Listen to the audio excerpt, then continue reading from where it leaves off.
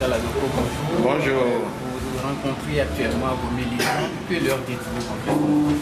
Non, ce que nous sommes en train de faire dans un cadre bien précis, c'est ce que nous avons intitulé Opération Payotte. Vous savez, nous sommes dans un vaste programme de formation des militants de la CDPA pour les préparer aux responsabilités et en particulier pour les préparer à la décentralisation et aux élections locales. Donc, les formateurs ont été formés il y a quelques mois. Ces derniers maintenant descendent sur le terrain aujourd'hui pour former les militants de base, les responsables de quartier de fédération, pour qu'eux aussi, à leur tour, aillent former les militants dans les localités.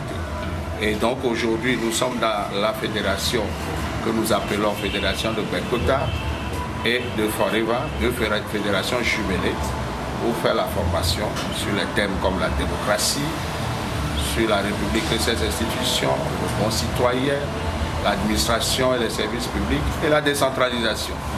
Et vous voyez très bien qu'ils sont très heureux de partager ces notions simples. Et je constate que mieux encore, ils ont commencé par eux-mêmes. On parlait le Togo avec toutes ces notions-là. Voici le Togo est dans les normes ou pas. Malheureusement, le diagnostic n'est pas en faveur du Togo.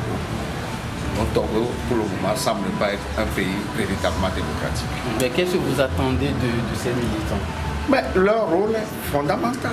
C'est un rôle maintenant de dissémination à la base des notions aussi importantes que les notions de gouvernance dont je viens de parler. Donc eux, ils seront envoyés en mission dans les quartiers, les villages, les localités les plus reculées pour apporter ce que je peux appeler la bonne nouvelle. Vous venez de dire que c'est une étape, c'est la deuxième étape de cette formation que vous faisiez. Quelle sera la prochaine étape? La prochaine étape est intitulée l'Abra Pala. Là, sous l'Abra Pala, dans les villages et dans les quartiers, nos militants ont discuté avec les citoyens du Togo, les Togolais, pour leur montrer ce qui peut se faire pour faire avancer le Togo. Et vous voyez que ce que nous travaillons, ce que nous faisons ici, nous ne le faisons pas dans l'intérêt seulement de la CDPA, mais c'est de toute la population togolaise. Pour qu'une fois ce peuple formé, sensibilisé, ce peuple soit prêt à assumer ses responsabilités sur tous les plans, particulièrement dans la bonne gouvernance de notre pays. Monsieur Pascal Azoko, il y a un nouveau parti politique qui vient dans le landerneau politique togolais.